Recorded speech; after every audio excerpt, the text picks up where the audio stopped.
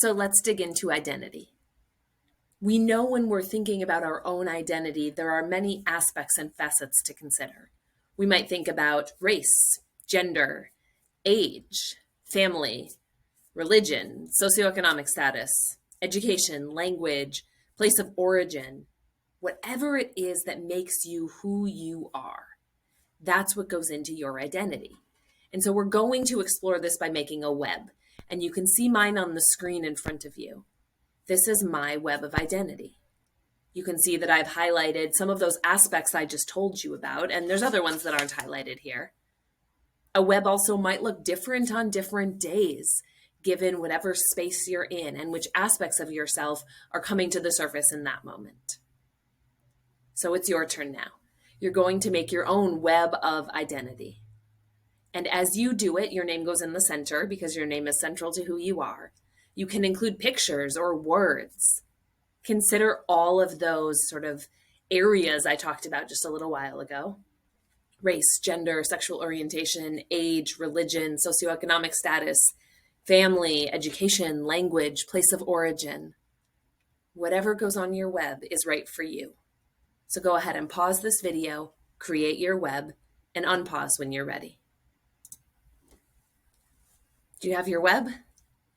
Good. So this is an activity that we want you to do with our kids in school. Even our youngest scholars, our 5-year-olds, can make a web of identity. If they can't yet write the words, they can draw pictures, or they could tell you the words and you could write them. But the idea here is that each individual person is putting their own identity to paper. We're not doing it for somebody else. Our identity is our own to claim.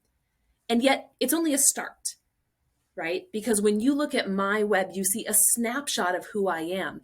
And built into this snapshot, as you look at it, are your own assumptions and biases. We might share some words. Maybe your web says white.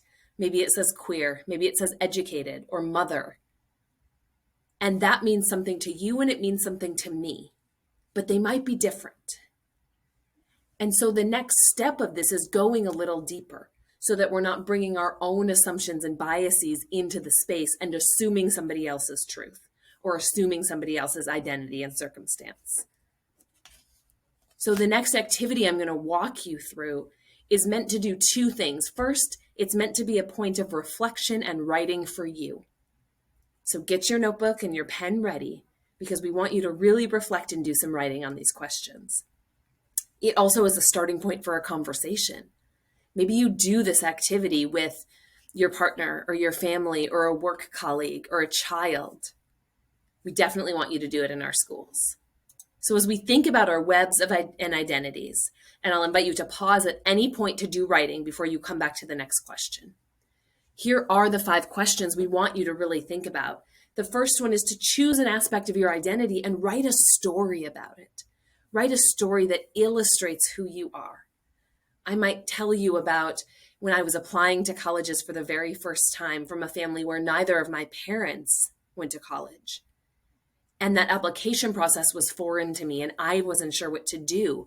And this was before the age of the current internet, the way it is. And so I remember having manila envelopes just stacked up on the desk, trying to figure out how to apply, how to make sure that I got into schools, how to apply for financial aid and for scholarships. And it was a lot. And while I had loving parents who ensured that I was going to get a college education, they didn't know the process because they had been through it in that same way. And so the fact that I am now educated to the level of having a master's degree means something really deep to me. I could tell you a story about when I first came out, what it felt like and how it changed relationships and who supported me and who didn't and how my life is different now. And you'd get to learn about me and you'd know my truth. The web is a starting point and the stories go deeper. And then we go back to that listening and selective vulnerability we talked about earlier. The second question is to consider which part of your identity is the most strong for you. What makes you who you are at your core? What do you really latch onto when you think about who you are? And alongside that, which pieces of your identity do other people identify most strongly with you? What do other people think is strong? Who do other people think you are? And is that in alignment or maybe not? You might consider which aspects of yourself you bring to school with you. Our kids do this too, right? They bring certain pieces of themselves to school and they keep other pieces really close. And if we're doing that, we might consider why, right? Why are we not bringing our full selves into the space? And how can we create a space where kids can bring their full selves? And finally, we consider which aspects of our identity are prone to misconceptions or misunderstandings. What do people get wrong about us? And more importantly, what do we get wrong about other people? Where do we let our own experiences, our own assumptions, our own biases, and our own values interfere with somebody else's truth and identity? And those are important questions to consider.